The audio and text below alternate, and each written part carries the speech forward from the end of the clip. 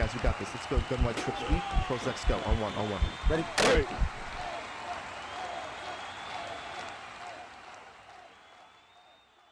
What's going on, everyone? ANCAP24 here from HuddleGG. In today's video, we're going to talk about a concept to go ahead and attack quickly against those players that like to do the double A gap soft squat blitzes. Now, these can be categorized as a lot of different plays. Pinch 2 out of the 2-4-5 odd is a double A gap. Basically, those middle linebackers are in the A gaps and they're able to basically occupy the guard and center's attention, and that's why you get those guys on the outside that come in. Same thing to do with the actual 2-4-5 double A gap. The nickel dog 2 is going to be that way. If you do something like out of dime 1-4-6, where these guys on DB sting to buzz, those linebackers walk into those A gaps. This is going to work against that. There's plays that you can go to like the 3-5 will, where you blitz the middle linebackers on this nickel blitz 2, and then you press them and they go into the A gap. Anytime those linebackers are in the A gap, you want to look at this concept for easy yards. We're going to go ahead and highlight the pinch 2 because that's going to be the one that most people run. And what I'm going to do, we're going to talk about going into concepts and going into options. And the one we're looking for is the RPO peak as the main, okay? Now, what you want to look for is the slot receiver or the tight end to have a really nice slant route or route that goes towards the middle. So this RPO zone peak at the normal Y close would work. You can look at the RPO zone Y peak as the double Y's off. But what I'm going to look for to start off with this is the one in the middle that is the zone peak. And I want to show you this concept. So the concept is basically this. You have the ability to get your O-line to run block on this. And because those guys are in the A gaps, you're able to get your O-lineman to hit those linebackers, even if it's a user, within that first 2 to 3 yards, which it's legal, and be able to throw it to the Y. So watch what happens here. I've got Thompson highlighted as the user. And what I'm going to do is I'm just going to fire it to the Y. And you're going to see how easy of a catch this is going to be. And the user is really not going to be able to do anything with it. The reason for it is because of the way that your O-line blocks. See how your O-line is going to shoot out there? And they get those guys that are supposed to be in zones, number 69 and 70, get those two guys, and you're going to see how we're going to easily throw it to number 80, and we're going to be easy catch, okay? Now, I'll show you a different, way, not a different way, but a different play, just to show you it's consistent. One of my favorite plays that, Pick'em and I both run is going to be a play out of the trio. And it's going to be the gun trio offset weak, and it's the RPO zone peak, right? So we'll do the same thing. And what you're going to understand is that people have different ways of stopping the run. And typically it's going to take this guy right here, Thompson, and they're going to move him over here to shoot the gap. Okay, so a lot of times that guy's not even in there because he doesn't really affect the play. But watch this. We're going to be able to hit the B real easily, get the ball up the field, and catch it.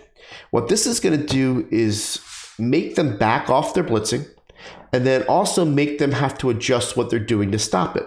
Now, the easiest thing they can do to stop this is actually to pass commit. When you pass commit, those guys that are in the vert hooks will naturally go backwards. And when they go backwards, what ends up happening is that they can get into the lane of the B. So when I'm reading this, I'm reading the player with the M over his head. If he starts going back, I just let it auto handoff. And what ends up happening the majority of the time is you get a really good run because they're pass committing. And you're going to see here that these guys are dropping back, and you're going to get yourself some really easy yards. When those guys aren't occupying those guards, look, when they back up, the guards will continue to go follow them. See how 69 and 70 go follow them? And look at those two huge gaps that are made because of the pass commit. And now you've got some easy, ability to get some big yards, right? So pass committing is really not the best answer for this. It will take away the slant, but it won't take away the ability to run the ball. So if they don't pass commit, you're going to basically fire it to the B receiver, and you're going to get yourself some easy yards. Now, this works with tight ends as well. So let me go show you a tight end route that I like. I do it out of the Trey Y flex, and it's going to be it's actually going to be out of an alert. And it's going to be this play here the RPO alert Omaha. Okay, we'll do the same thing. And what you're looking for on this play is basically just to make sure that this corner is outside. Most people will baseline press these type of defenses because they want their players in the same spots. What you do is you go ahead and you smart route the A receiver so he goes straight up the field. And what you see, the guy that I highlighted, Thompson, is going to get sucked down, and you're going to be able to throw it to him pretty easily in that spot.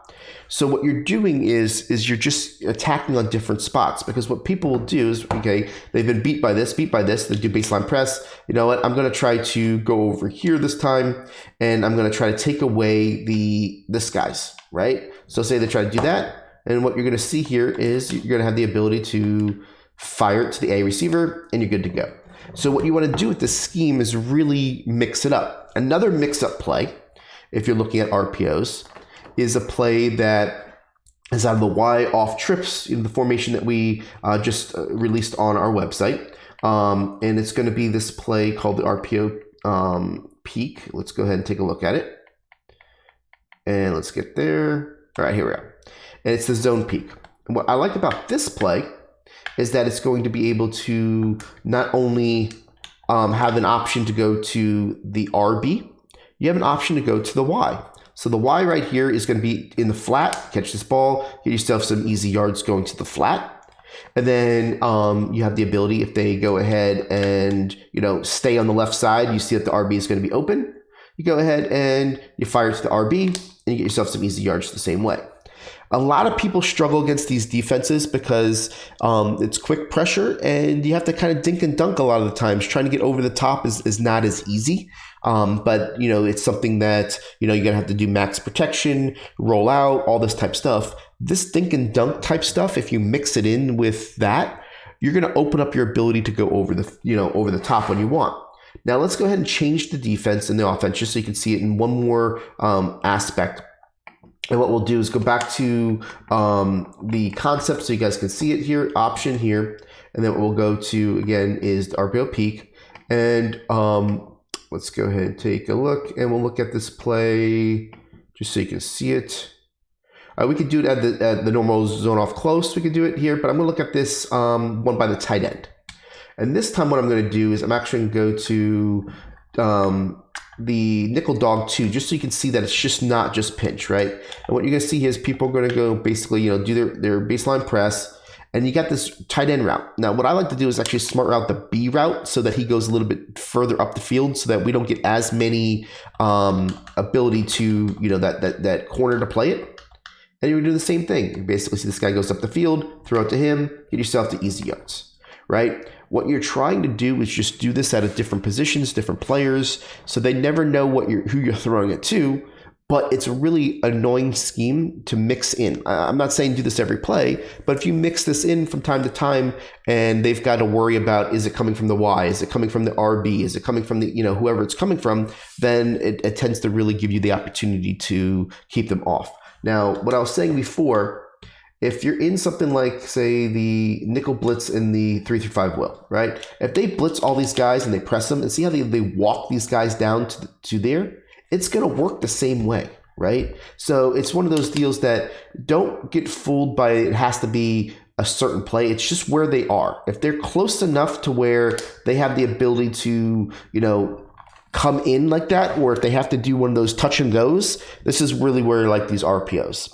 It really does a great job. And also, like we talked about before, if they're selling out and they're doing the they're running or the pass committing, you can see that you have the ability to run the ball. I mean, it's really simple where those holes are going to be, and that's why I wanted to bring you this type of concept, because you can find this in any playbook.